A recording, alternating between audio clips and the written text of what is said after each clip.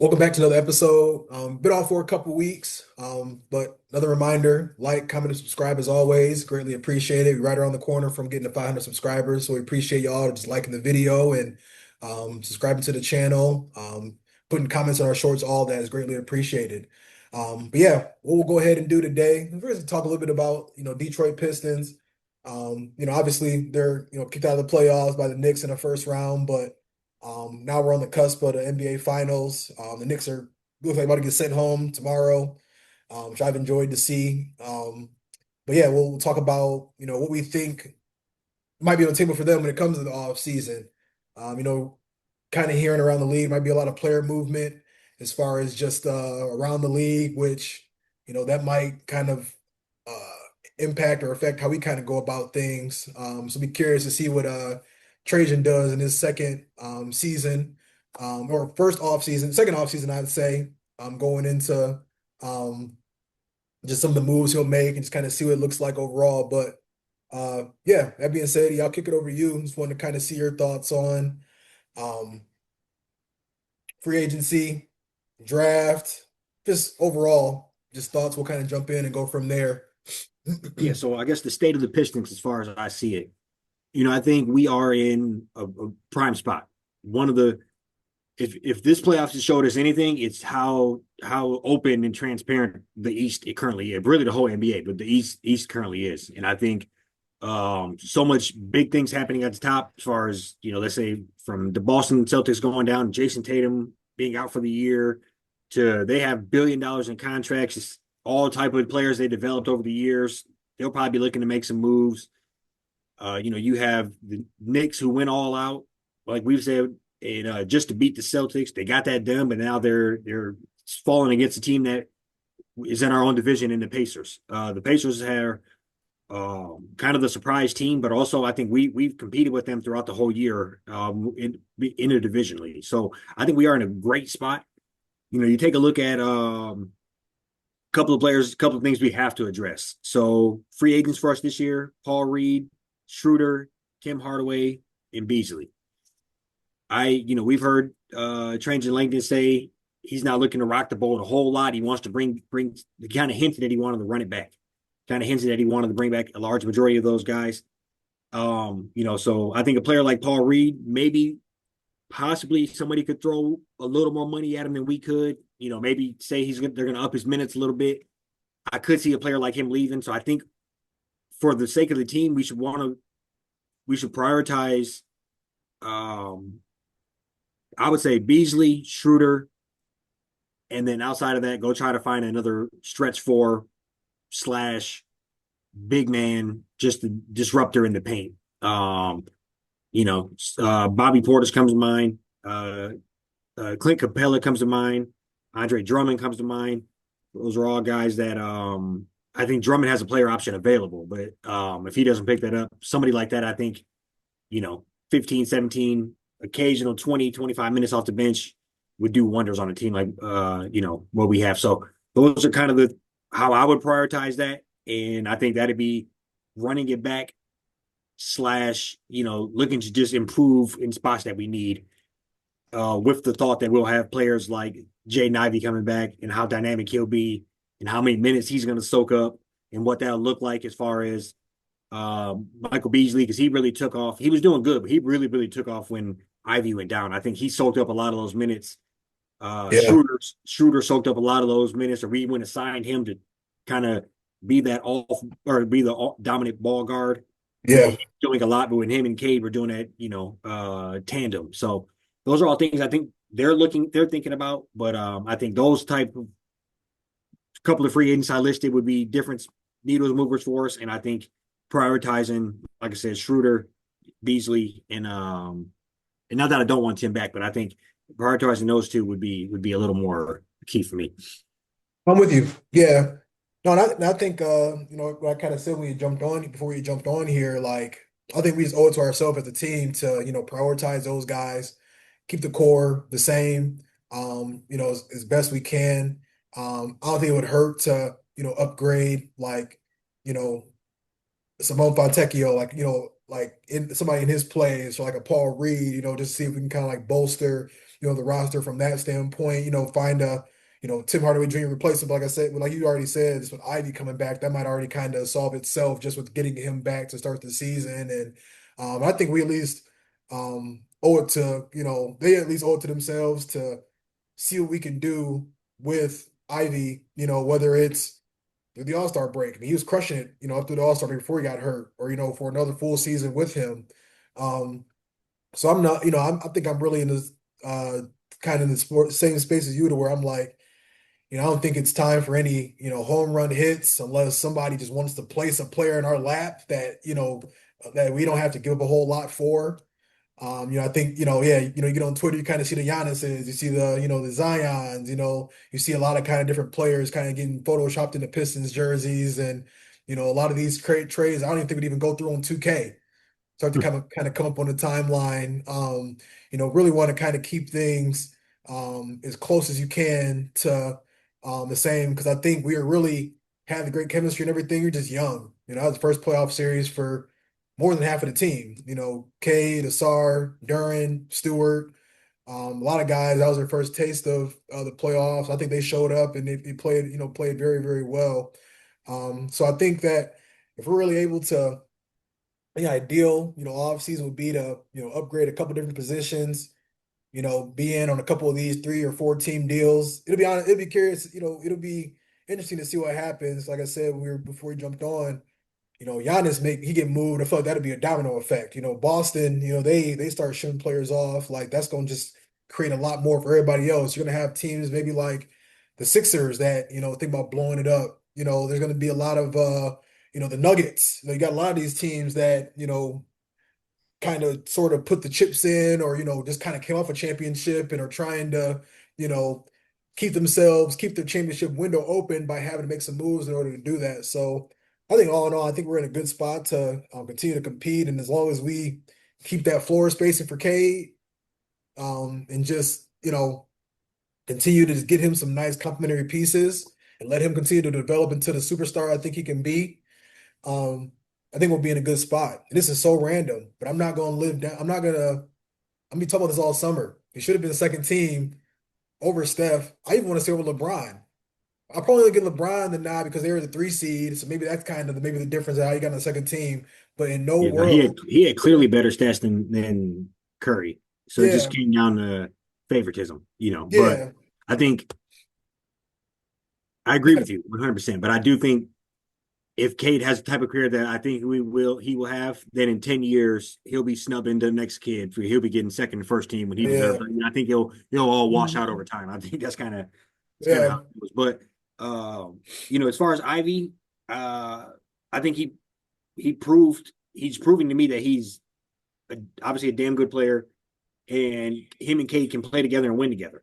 Hmm. One thing I think we all know, Cade is kind of for the team, the center of the solar system. You have to be able to maneuver and work within that world. And Ivy shot 40% from three before he went down, which I think is not very well known and under the radar. Now he was hitting 2 of 5 a game. So I think, plenty healthy. He's not on a very small sample size, but he also wasn't, shooting like Michael Beasley. But I think that type of just injecting that back into the team, bringing Beasley back, assuming he can shoot at any type of clip he was before. I'm not mad at that as well. And I do think we we see the value of having just it's a good tough nosed point guard and somebody like Schroeder. And I think Hmm. assuming he doesn't want to break the bank, bring somebody like him back is prime. If not, I think championships can be built through the draft. Not always. Basically, if we're going to get a championship here in the next handful of years, like we all believe we can get, it's going to take the good combo of drafting well, which we seem to have did well since we got Cade, and on top of that, being what's the word I'm looking for? Being real opportunistic when it comes to teams wanting to unload and being smart and getting off that right player, not giving up too much. And that's how Hmm. we built the championship team in 04. We went and got Rasheed. He had been moved twice that season already. He did not want to be in Atlanta. We went and got him at the last minute. and the rest was history. Yeah. And I'm sure you can tell similar stories dating back to the original Bad Boys team. So I think that is how championship teams are built. You go and cherry pick. You already have the good core, and then you cherry pick what you need when teams are blowing up or getting rid of shit. So Hmm. I think overall I too guess with Ivy, well, my bad. I was gonna say with Ivy, like, and he sees all the stuff we be seeing too, to where they're like, Cade, like people forgot so quickly how, about Jaden Ivey with him being hurt to where, I think he's gonna be super motivated to, make sure he ain't a part of these trade packages for Devin yeah, Booker. I mean, we've sat on here and kind of, thrown him around here and there and different things, kind of talked about it, played around with the idea of it, at least entertained it, but I mean, I think he averaged like 17, 4 and 4 last year. I think that's, I think he's a perfect complement to Cade as far as I think we already have, Robin, whether it's gonna be him or Asar. I mean, I think we got, some good options in house already to where, I'm not so crazy about shipping all these guys off, next couple of years just to, to see about a certain maybe a superstar coming in and that potentially working. But I think he's gonna be super motivated to come in and pick up where he left off. yeah. No, I agree with you on that. And he's playing for a contract. You know, Hmm. he we're sitting there top three, top four in the East. He's averaging 25 and 5. He knows he has 180 million coming. We're sitting there struggling again. It was a blip in the radar. He's back down to 32% from three. He knows that's going to get cut to about maybe 80 or 100 million.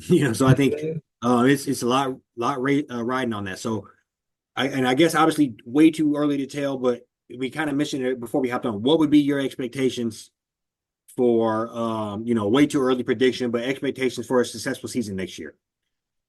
Yeah, I think next year will be, lock it in the six seed like you did this year. I think it would be, I think the next step would be to like, let's see if we can get a three seed, let's see if we can get home court advantage, kind of start things off. Played pretty well on the road last year, but we, kind of flopped at home. So let's see if we can kind of like, build off of that, win a game or two, at home. I think when we do win a playoff game, it'll be our first playoff home win since like we were about 12, 13 years old, which is kind of crazy to think about. So yeah, I would say if anything, if we can just build off of this momentum, knock on wood, everybody stays healthy. I'd be happy with us in that 44 to like 48 win range. What do you think? No, I think I would second a lot of that. I would say I have the realistic expectations, which would be exactly where you are. Let's say 6 seed or better. We beat some of the top teams. We can be considered one of the top teams. Teams nobody wants to kind of run into. Uh, Hmm. and then just have natural development of Cade. Cade's taking that up to, let's say, 27, 28 points, keeping that 8 and 8. Let's say Duran's taking it up to 17 and 11 a game. Asar, starts to hit a little more jumpers, just natural Hmm. development of everybody.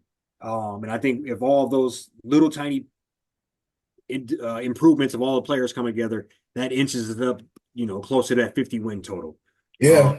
And then outside of that, I think just the confidence of having the monkey off your back, for lack of a better term. You even for me, even for you, I would assume until probably January, February, I didn't know if the wheels would fall off at any point in time. We were hovering around that 500. And it's real easy to go from let's say 19 and 22 to let's say 19 and 40. Or Hmm. 22 and 40. You go on a huge month losing streak. Well, we did the opposite. We Yeah. took those big. What was it, January, or Like it was we like were like that 11 and West 2 Coast or something. trip. Yeah, Yeah, we got like Mike Brown fired and we yeah, went over there and beat Phoenix, beat LA. And I think, yeah, Cade, that's really, he started just kind of like put the team on his back. yeah. So I think all that comes together as well. Coach here another year, and then I think have those players develop naturally. And I wouldn't want to blow up and go get any old person, but if a Booker popped up, I think we'd have to consider that. But outside of that, I don't know many players that I would want to give a haul for to blow up this young nucleus. Yeah. But no, I agree with you on that. I want to. I guess I'll go out on a limb and say like I want let's say 40. What did we do this year? 44, 44. 38. Let's say 48 wins. Yeah. I think that'd be another four more dubs. Hopefully move you up a spot or two. in the standings.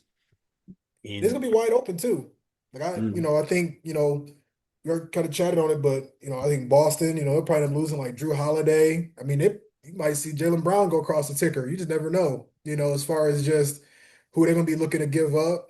Um, Giannis, he ended up getting shipped off to the West. I mean, it's like, okay, like it's really gonna be, wide open. I mean, you kind of got to look at Indiana, as a contender.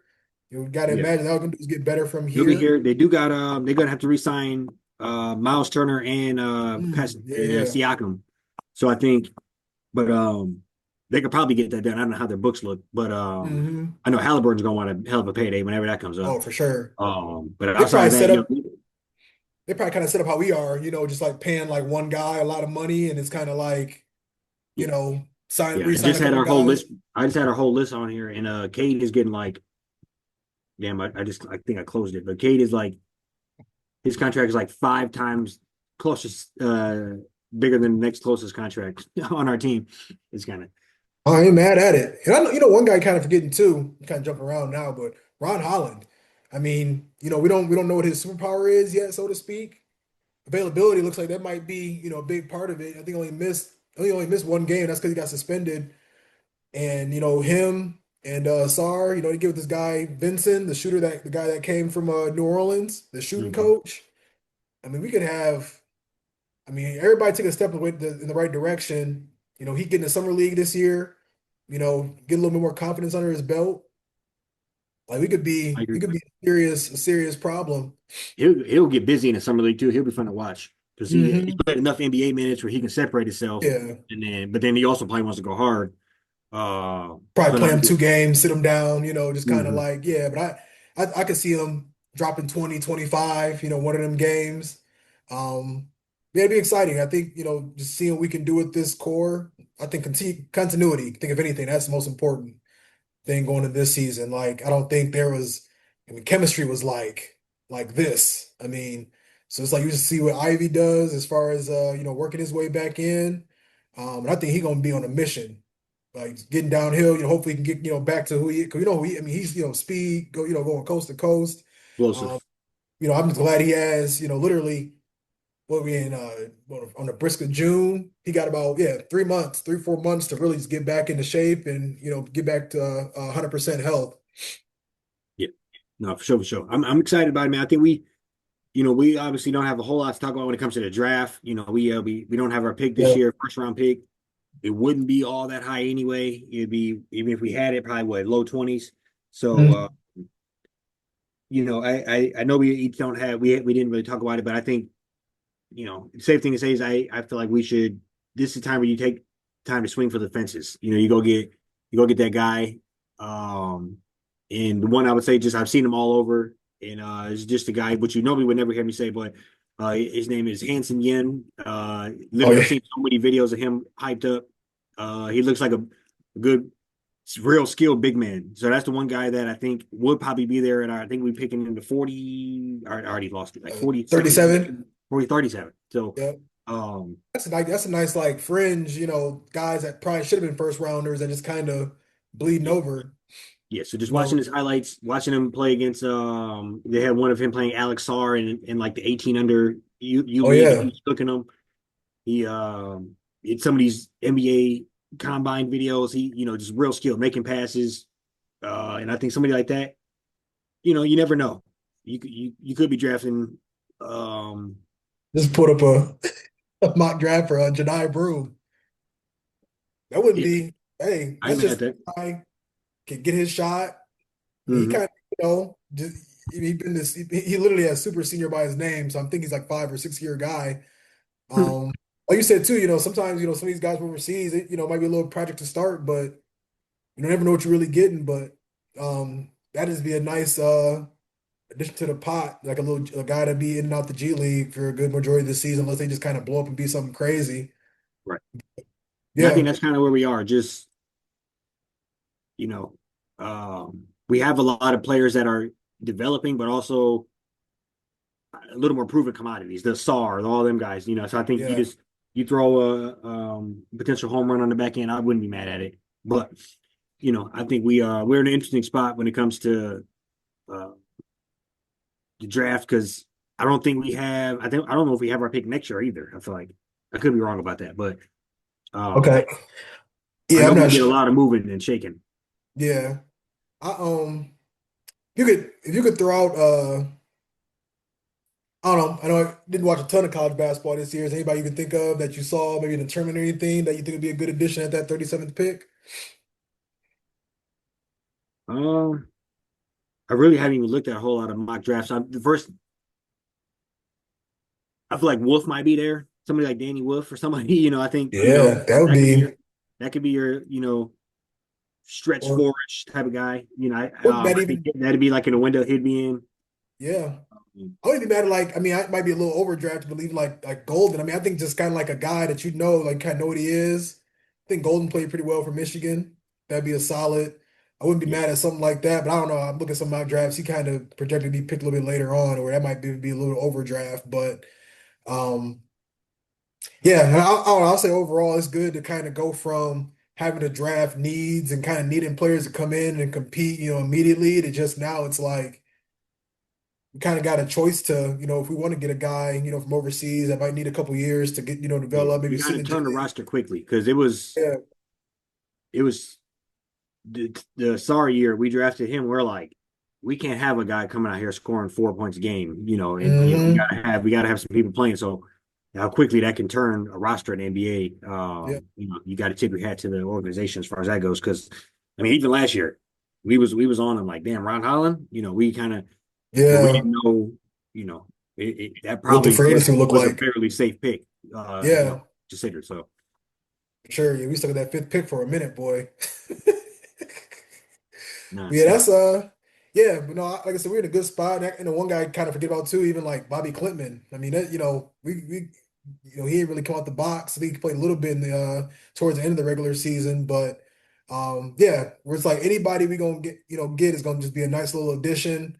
Whether they end up being, instant help or somebody that we need to develop a little bit.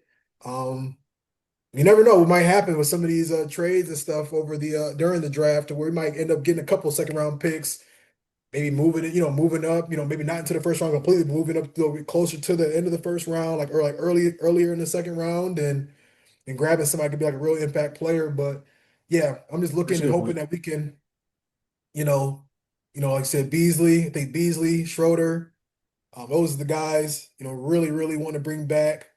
I wouldn't be mad at Hardaway, but I think we can upgrade a couple players, a couple spots on our roster and really, get us over the hump. And I'm just looking forward to seeing what, Asar gonna look like, what Ivy gonna look like, what Ron Holland gonna look like. Some of these, I mean, even, Marcus Sasser, you never, you know what I mean? Just you got some guys that are just really, going, a lot of these guys are going into the third or fourth year. Yeah. And then Cade, you got Cade at the core of everything. And he got his All-Star bid, got his All NBA bid, and I hope I hope he come across as an accident, and get probably agree with us that he should have been second team All NBA, kind of like the fire even more. Right. That's fact. No, bro, I'm right there with you. I feel good about him. I feel good about him. Yeah, I think as the draft approaches, obviously it's so weird not being that invested. Like we was doing draft analysts for 2 weeks before we Yeah, got now kind of Katie, be before we got all. It was. So I agree with you on that. It's just cool. It's cool just to look at it from a different perspective. But that's coming up quick. Obviously, we got um, football nonstop. We're gonna have some tape, hmm some videos of practice gonna start popping up from there. yeah, Both college and professional. So I think we it's gonna we're in the boiling period now, but it's gonna ramp up quick as hmm things progress. And even you joked about it, but it's the truth. The Tigers keep winning. We have to give them a little love. yeah, Start yeah. uh start representing there a little bit as well. No hate on their front. Um yeah, so I'm pretty excited Oh, for in sure, general. I'm right Yeah, there with football you. summer's here.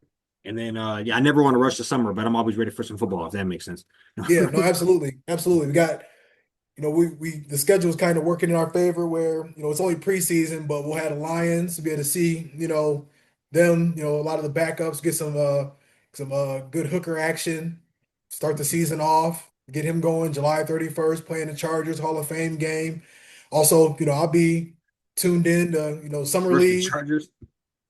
Yeah, Some hooker action. that'd be yeah. Well, it's a little bit of stuff to be looking forward to in the summertime, as far as the summer league. Watch it. Yeah, see what Hidden Hooker got, and No, man, like I said, I hope we can step up because I was a little scared when we had to go sign Teddy Bridgewater. All jokes aside, oh um, yeah, yeah. I oh mean, Teddy you Bridgewater, know, fresh with the clipboard from the high school championship, he suited no, up for sure. Yeah, and took snaps and took a snap. So he it's like got on the plane after the banquet. yeah. So that scared me a little bit. So hopefully he can take a big leap here for us. But No, for sure. He's generally, like what hurt his whole first year. Really was able to do not only able to do really anything last year. You see, hope this year, he's healthy, understands the system more. Um, yeah, we'll be curious to see what he'll be able to do. It'll be a lot more of him in the preseason this year. So that'd be good to see. But yeah, I'm gonna be getting out some, hopefully out some highlight tapes, a little bit more content in the coming months. And yeah, I think it's literally like 96 days until the Lions kick off. And I think it's like about 80, I don't know, about 91 days, 90 days until Michigan football kickoff.